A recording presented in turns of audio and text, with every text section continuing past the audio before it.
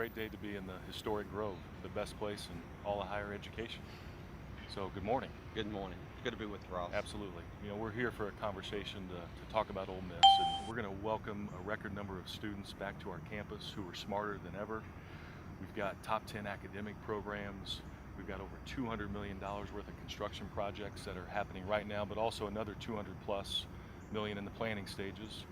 Alumni giving has never been stronger, with participation in academic giving and athletic giving at an all-time high.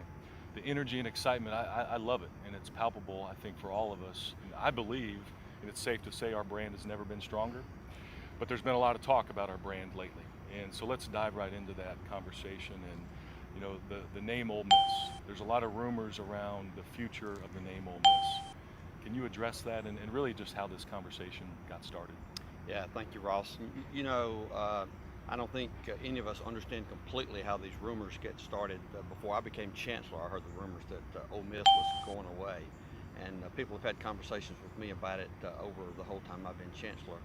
Back in 2009, in my first year, I said publicly then several times, I love Ole Miss. I love the words Ole Miss. I don't have any interest in seeing us do anything but be the Ole Miss Rebels. First and foremost, the vast majority of people in the Ole Miss family love the affectionate term Ole Miss and see it as a symbol of a great American university.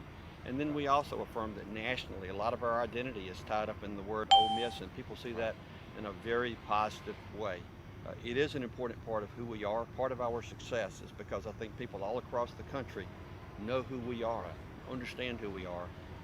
The affectionate term Ole Miss is an important part of our identity and will continue to be. It's great clarification, I think, for all of us. And one of the things that I love about the Ole Miss people is that they care. And what I always say in athletics, if people care, then we have a chance. We have a chance to compete. You and I hear from a lot of people about how they're passionate about academics and athletics, and they love the term Ole Miss and really what it means to them, personally.